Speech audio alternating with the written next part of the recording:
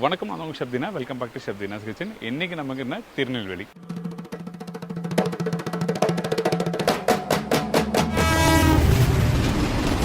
இன்றைக்கி பார்க்க போகிற ரெசிபி என்ன கேட்டினா, பெண்கள் வந்து வயதுக்கு வந்த பிறகு ஒரு நல்ல சத்தான சாப்பாடு தருவாங்க. அதுவும் பர்டிகுலர் 4 சாப்பாடு கண்டிப்பாக செய்வாங்க.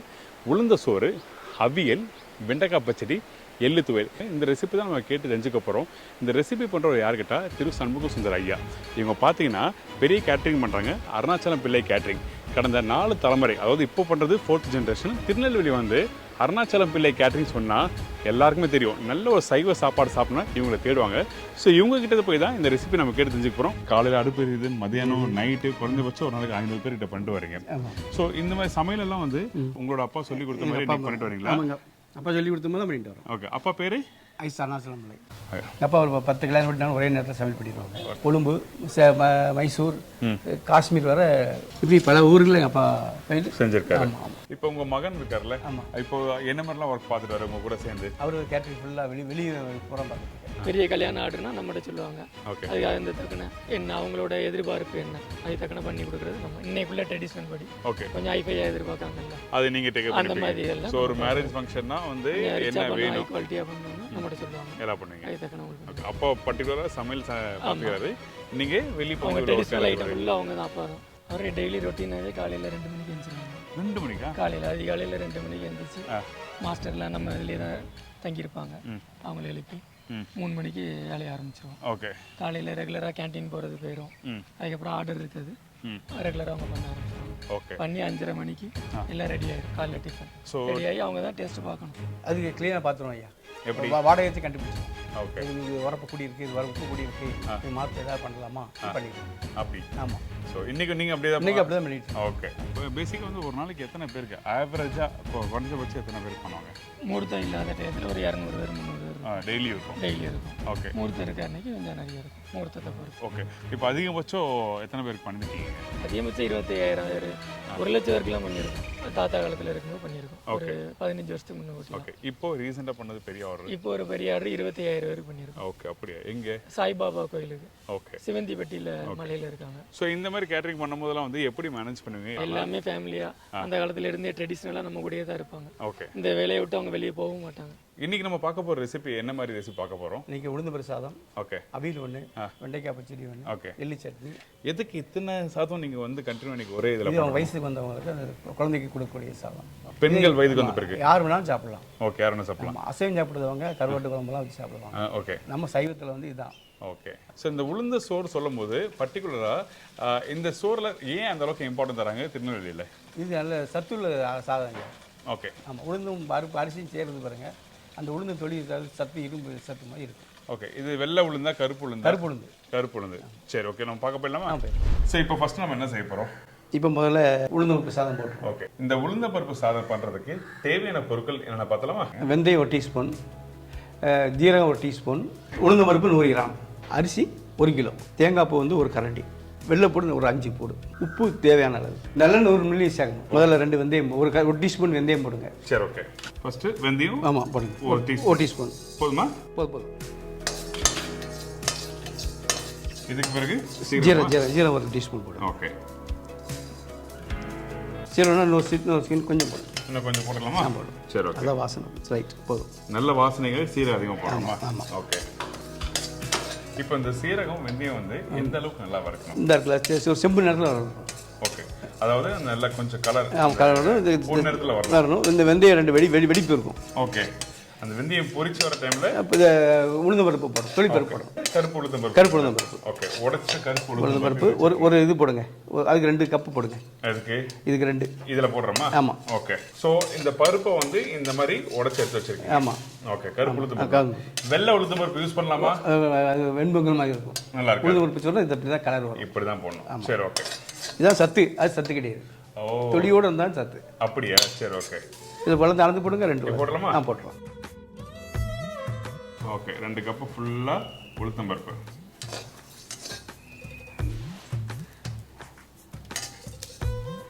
போடுங்க. போடலாமா? போட்டுருங்க. கலஞ்சி போடுங்க. இன்னொன்று போடுங்க.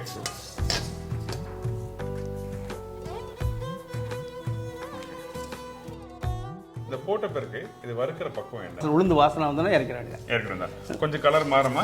இல்லை அது லேசாக மாறிடும். ஓகே சரி ஓகே. ரொம்பன்னா கறிக்கிட்டுனா சாதம் வாடை வந்துடும். வாடை வந்துடும். ஆமாம். இதுக்கு பிறகு இதுலேயே அரிசி போட்டுருவோம்ல, நம்ம தண்ணி கொதிக்க வச்சு இதை தட்டணும். ஓகே. இப்போ நான் என்ன கேட்குறேன்னா, இப்போ நீங்கள் தண்ணி கொதிக்க வச்சு இந்த உளுத்தம்பருப்பு போடணும், அதுக்கப்புறம் அரிசி போடணும். ஆமாம். இதில் அரிசி பருப்பு ஊற வச்சு போடுவோமா இல்லை இந்த அரிசி அரிசி போடுவோமா? அரிசி அப்படியே போட்டுடலாம். அரிசி ஊற வைக்கலாம்னு போடலாம், அதை பற்றி பிரச்சனை இல்லை. ஓகே.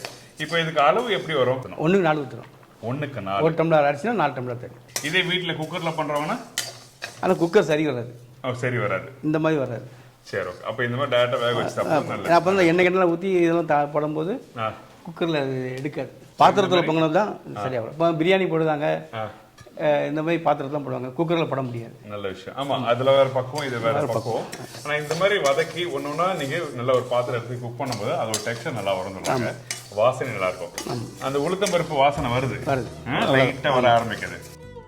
ரெடி ஆகிட்டு இனிமேல் அதை தண்ணியெல்லாம் வேக வைக்கணும். அதுக்கு முன்னாடி இந்த உளுத்தம்பருப்பை வறுத்த பக்குவத்தை நம்ம காமிச்சிடலாம். இந்த மாதிரி பக்குவத்தில் கரெக்டாக வறுத்துக்குங்க. கொஞ்சம் அந்த வெந்தயம் அந்த சீரகம் எல்லாம் வறுத்த பிறகு இந்த மாதிரி இருக்கும். அது மட்டும் இல்லை, உளுந்து வாடை வரும், நல்ல வாடை வரும். இப்போ தண்ணி ஊற்றிடலாமா? ஊற்றிடுவோம். ஓகே, இந்தாங்க. நல்லா கொதிச்ச பிறகு தான் இல்லை இந்த பருப்பு போட்டு தட்டிடலாம். இப்போ போட்டலாமா? போட்டுடலாம். சரி ஓகே. இப்போ பருப்பு கொதிச்ச உடனே அரிசி தட்டிடலாம்.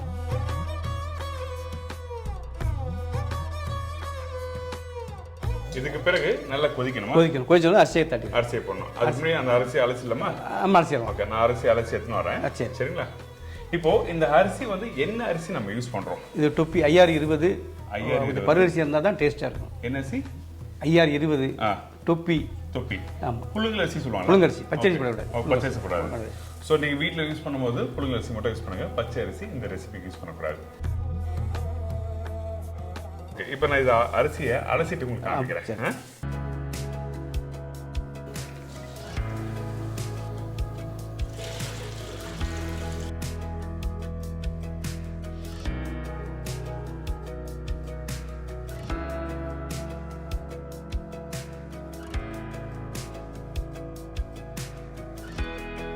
வெந்தோட நல்ல வாசனை வந்துடும். இன்னும் நல்லா வரும். போட்டலாம், அரிசி போட்டலாம். ஓகே.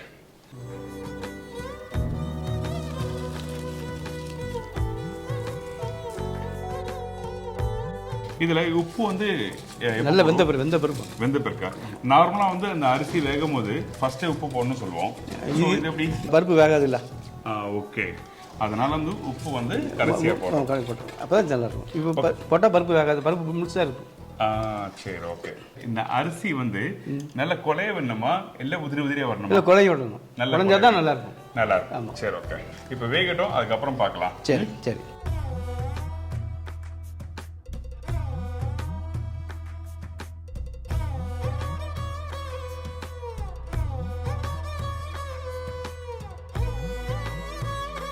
இந்த உப்பு வந்து என்ன ஸ்டேஜில் போடுறோம்? எந்த ஸ்டேஜில் போட்டால் கரெக்டாக இருக்கும்? 90%.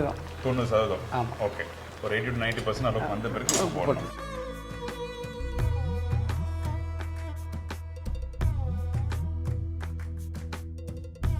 இப்போ வந்து இந்த பூண்டும் போடுறோம். இந்த அளவுக்கு போதுமா? போதும். ஓகே. இதுக்கு பிறகு தேங்காய் பூ போடுறோம். தேங்காய் பூ போடுவா? தேங்காய் எல்லாமே போடணுமா? அப்படி பாதி போட்டால் போதும். பாதி போட்டால் போதும். சரி ஓகே. அப்புறம் நம்ம என்ன பண்ணுறோம்? கிளறிட்டு தேங்காய் எண்ணெய் தான் ஊற்றணும்.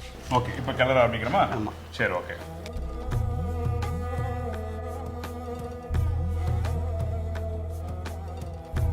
ரைஸ் நல்லா வெந்து வருது. ஆமாம். ஓகே. ஸோ இந்த மாதிரி அரிசி கொஞ்சம் நல்லா வெந்து வர டைமில் இந்த மாதிரி தம் மாதிரி போடுறீங்க. ஆமாம். அந்த பூண்டு நம்ம இப்போ போடும்போது அந்த ஸ்டீம்லேயே அதிலே நீரிடும், அந்த ஆவிலே வந்துடும். இதுக்கப்புறம் நம்ம என்ன பண்ணுறோம்? நல்லெண்ணெய் ஊற்றணும். நல்லெண்ணெய். நார்மலாக வந்து நம்ம சமைக்கும் போது நல்லெண்ணெய் வந்து தாளிச்சு கொட்டுறது இந்த மாதிரி டைம்ல தான் யூஸ் பண்ணுவோம். இப்போ இந்த அரிசியும் பருப்பும் வந்து நம்ம வேக வச்ச பேர் கடைசியாக ஊற்றுறோம். என்ன காரணம் அது? அப்படி ஊற்றினா தான் சாதம் சேரும். முதலே ஊற்றினா சாதம் வேகாது. ஸோ அதனால இந்த மாதிரி கடைசியில் போட்டால் தான் ஓகே சாதம் இதாக உதிரியாகவும் இதாக இருக்கும். ஓகே. சாப்பிட்டாவும் இருக்கும். ஓகே. முதல்ல நம்ம ஊற்றிட்டோம்னா அரிசி வேகாது. அது இல்லாமல் நல்லெண்ணெய் வாசனை நல்லா. இந்த நல்லெண்ணெய் எதுக்காக பர்டிகுலர் இந்த மாதிரி ரெசிபிலாம் நம்ம யூஸ் பண்ணுறீங்க? நல்லெண்ணெய் வந்து உடம்புக்கு நல்லது. குளிர்ச்சி. கேட்டிங்களா? இந்த சூடாக தேய்ப்பாங்க. சமைக்கிறது நல்லா இருக்கும்.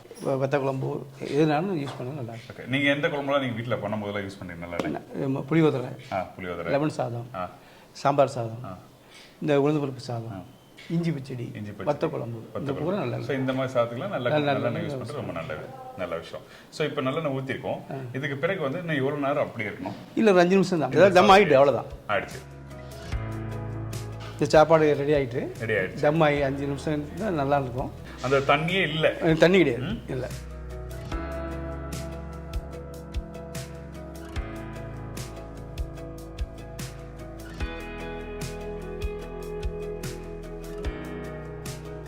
நல்லா இதாகிட்டு அந்த சாதம் நல்லா வெந்திருக்கு.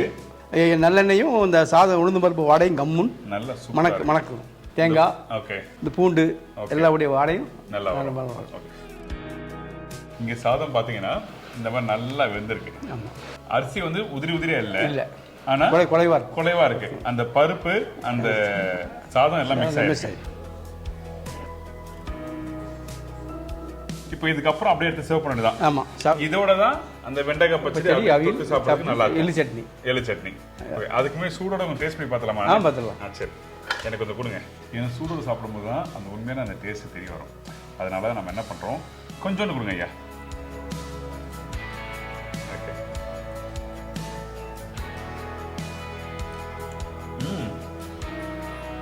சாப்பிடும்போது நம்ம கடைசியா அந்த தேங்காய் நல்லா தெரியுது, பல்லப்படுது. அந்த வெள்ளைப்பூண்டு வாசனை, நல்லெண்ணெய் வாசனை, உப்போட அந்த உப்பு கரெக்டா மிக்ஸ் ஆயிருக்கு. இந்த இடத்துல சாப்பிடும்போது அந்த டேஸ்ட் ஒரு சிம்பிளான ரெசிபி, ஆனா ஒரு ஹெல்த்தியான ரெசிபி, அதே டைம்ல டேஸ்டும் அருமையா இருந்திருக்கு. இப்போ அடுத்து நம்ம என்ன பண்ண போறோங்க? அவியல் ரெடி பண்ணிடுவோம். அவியல் பண்ணிடலாமா?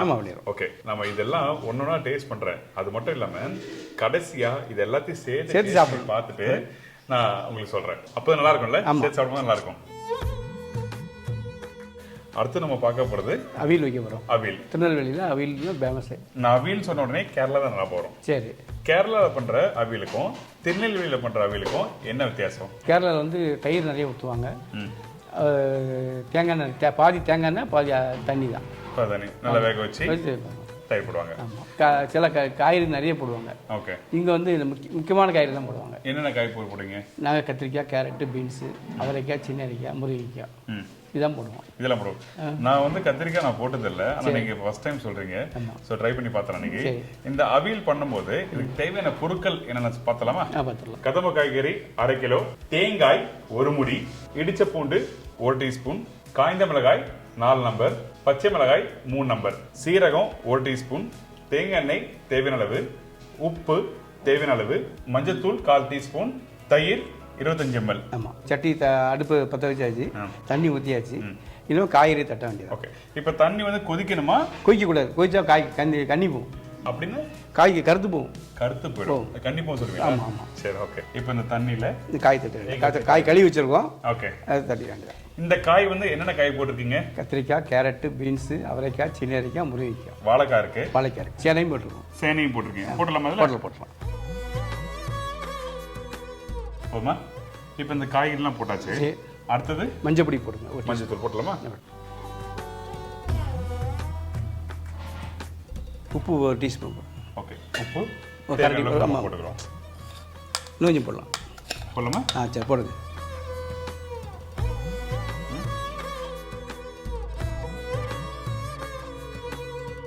வெங்காயம் 1 கரண்டி. இந்த வெங்காயம் யூஸ் பண்ணும்போது இந்த மாதிரி இடிச்சு போட்டுருக்கோம். இடிச்சு போடணும். எதுக்காக இப்படி இடிச்சு போடுறோம்? இது சேரும். அதனால தான் இடிச்சு போட்டுருக்கோம். ஆமாம். இடிச்சு போடலாமா இல்லை கட் பண்ணி போடலாமா? இடிச்சு போட்டால் தான் சேரும். நல்லா இருக்கும். ஓகே. இதுக்கப்புறம் காரத்துக்கு பச்சை மிளகாய் போடுறோம். பச்சை மிளகாவும் இந்த மாதிரி இடிச்சு தான் போடுறோம். ஆமாம் ஆமாம். இப்போ இதெல்லாம் போட்ட பிறகு மிக்ஸ் பண்ணலாமா?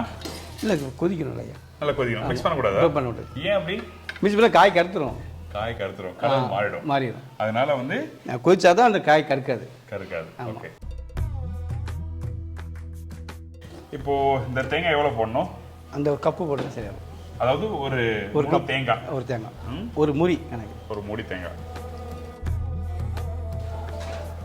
இந்த தேங்காய் போட்ட பிறகு நம்ம என்ன பண்றோம்? ஜீரகம், வெள்ளைப்பூண்டு, அவ்வளவுதான். வெள்ளைப்பூண்டு போடுறோம். ஓகே. வெள்ளைப்பூண்டு எவ்வளவு போடணும்? ஒரு 3 பூண்டு போடுங்க. சரி, ஓகே. அதுக்கு முன்னாடி சீரகம். வெள்ளைப்பூடு.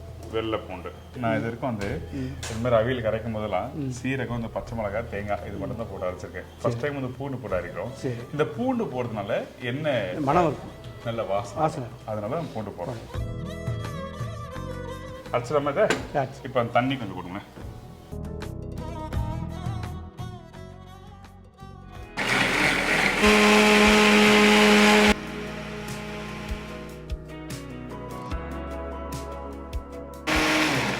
இது கொஞ்சம் குறை குறைன்னு இருக்கணும் இந்த மாதிரியா?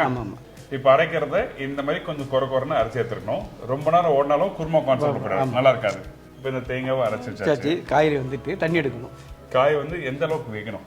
முக்கால் வைக்கணும். ஒரு 80% சொல்லலாமா? 80% ஃபுல்லாகவும் வேக வைக்கக்கூடாதுல்ல? வைக்கக்கூடாது, களி ஆயிடும், நல்லா இருக்காது. ஸோ இப்போ தண்ணி எடுத்துடலாமா? எடுத்துடலாம்.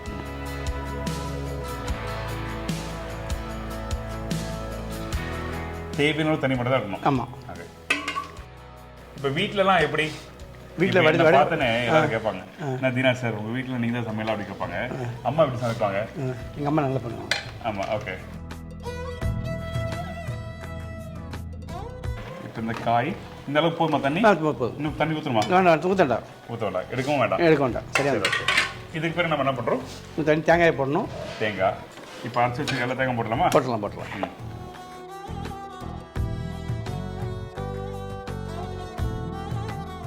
இதுக்கப்புறம் தேங்காய் எண்ணெய். ஓகே. தேங்காய் எண்ணெய் அப்படியே தான் பண்ணணுமா? ஆமாம், அப்படியே ஊற்றிடுங்க. இதுக்கு பிறகு நீங்கள் சொன்ன கருவேப்பிலை. தயிர் இவ்வளோ தான் இருக்கு, போதுமா? கொஞ்சம் ஊற்றினா போதும், ஒரு டீஸ்பூன் ஊற்றணும். இது எதுக்காக தயிர் கம்மியாக ஊற்றுறோம்? நேரம் ஆகிட்டு ஊற்றிடும். ஓகே, கெட்டு போயிடும். அந்த ஒருக்காக தயிர் கம்மியாக ஊற்றுறோம்.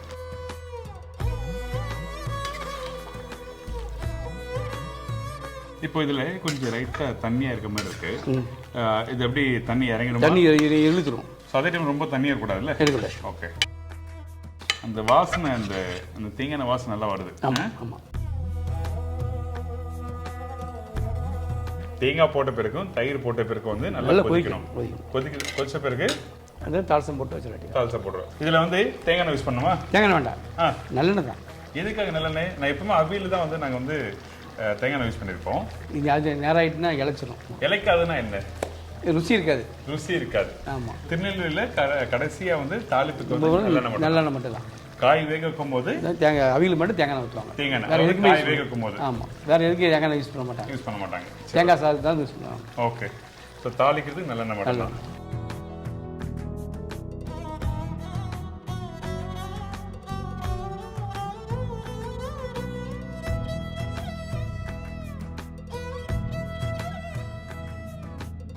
ஓகே. இப்போ என்ன ஊற்றிருக்கீங்க? வத்தல் போடுங்க. வத்தல் எவ்வளோ போடுவோம்? 4 ஸ்பூன். இதுக்கு பிறகு கடுகு ஒரு டீஸ்பூன் போடுங்க. போதும். இந்த கடுகு போடுவா? ஆமாம். கடுகு, உளுத்தம் பருப்பு 2 போடுறோம். இதோட கருவேப்பிலை போடணும். கருவேப்பிலையா? கருவேப்பிலை. ஒரு சின்ன டீஸ்பூன் வெங்காயம் போடுங்க. எல்லாத்தையும் இதில் வெங்காயம் போடணுமா? ஆமாம். ஓகே. போதுமா இது? போதும். இல்லை தேங்காய் எப்போ போட போகிறோம்? இது மேலே போட்டு இதிலே போடலாமா? இதிலே போட்டுருவோம். ஓகே. ஏன்னா நீங்கள் ஃபஸ்ட்டே வந்து பச்சையாக அரைச்சி போட்டால் நல்லா இருக்குங்க. இப்போ இதில் போட்டு மிக்ஸ் பண்ணிட்டு போடுறோம். கொஞ்சம் இதில் போடுங்க, கொஞ்சம் இதில் போட்டு. ஓகே. இப்போ எவ்வளோ போடுவா? போடுங்க. ஓகே. கொஞ்சம் வதங்கணும், தட்டி. ஓகே. கொஞ்சம் லைட்டாக வதங்கணுமா? ஆமாம். தேங்காய் செவக்கணுமா நல்லா? சரி. ஓகே. நான் அவியலுக்கு இது மாதிரிலாம் வறுத்து போட்டதில்லை. ஃபர்ஸ்ட் டைம் இப்போ தான் பார்க்குறேன். திருநெல்வேலி வேறு, காரைக்குடியில் வேறு, மதுரையில் கிடையாது. மதுரையில் இல்லை, தூத்துக்குடியில் பண்ணுவாங்க. தூத்துக்குடி வேறு. தூத்துக்குடி இதே மாதிரியே எப்படி? இதே மாதிரி பண்ணுவாங்க. ஓகே. ஆனால் கேரளாவில் வேறு. கோயில்பட்டி, சாத்தூர்லாம் கடலை பருப்பு போடுவாங்க. அப்படியா? அவியல்ல? ஆமாம். அதில் கடலூர் போட்டோன்னே காய் தனித்தனியாக இருக்கும். சரி. ஓகே. இனிமேல் சேர்ந்துருக்காது. ஓகே. இப்போ இந்த காய் வந்து அந்த தண்ணி நல்லா இறுகிச்சு. ஓகே. இங்கே பாருங்கள், இந்த காய்கறியில் அந்த தேங்காய், அந்த தயிர்லாம் போட்டு கொஞ்சம் தண்ணியாக இருந்தது. நல்லா கொதிச்ச பிறகு இந்த மாதிரி நல்லா ட்ரை ஆகிடுச்சு. இது அப்படியே சாப்பிட கொண்டுதாங்க. ஆமாம்.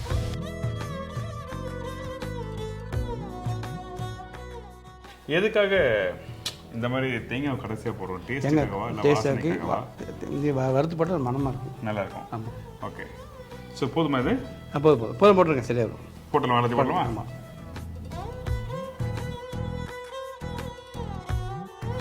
அந்த தேங்காய், வறுத்த தேங்காய், இந்த ஃப்ரெஷ்ஷாக போட்ட தேங்காய், கருவேப்பிலை, காஞ்ச மிளகாய் எல்லாம் சேர்த்து பார்க்கும்போது அந்த நல்ல மனம் நல்லா இருக்கும். மனம் நல்லா இருக்கு. அதே டைம்ல நல்லா ட்ரையா இருக்கு. கொஞ்சம் டேஸ்டிங் பார்த்தலாமா? அழகா பார்த்துக்கலாம். ஓகே.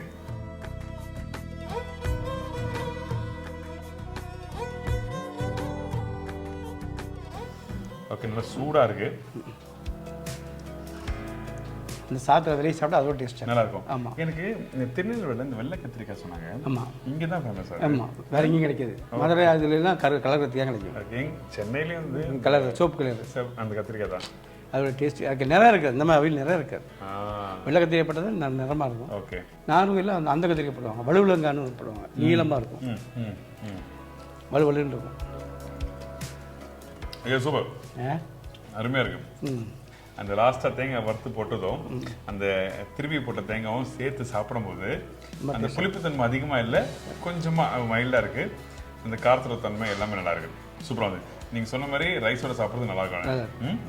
மற்ற அவியலுக்கும் இந்த அவியல் கண்டிப்பாக வித்தியாசம் இருக்குது. மற்றல ட்ரை பண்ணி பாருங்கள். அடுத்தது வெண்டைக்காய் பச்சடி, எள்ளு சட்னி. வெண்டைக்காய் பச்சடினா தயிர் போட்டு பண்ணுற ரெசிபி இல்லைங்க.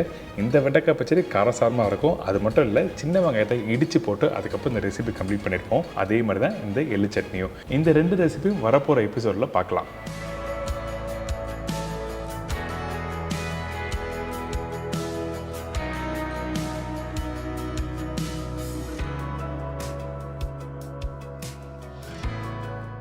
ஒரு சூப்பரான சாப்பாடு கொடுத்துருக்கீங்க. நீங்கள் ஒரு வீட்டுக்கு போய் நீங்கள் சாப்பிடும் போதோ இல்லை ஒரு ஃபங்க்ஷன் போகும்போதோ வயிறு நிறைஞ்சு சாப்பிட்டு வந்தேன்டா அப்படி சொல்லுவோம்ல, அந்த மாதிரி இன்னைக்கு ஐயா சொல்லி கொடுத்த இந்த ரெசிபி வந்து எனக்கு வயிறு நிறைஞ்சிருக்கு. நல்ல ஒரு அருமையான திருப்தியான சாப்பாடு எப்படி பண்ண சொல்லி கொடுத்துருக்கீங்க. ரொம்ப நன்றி 2 பேருக்குமே.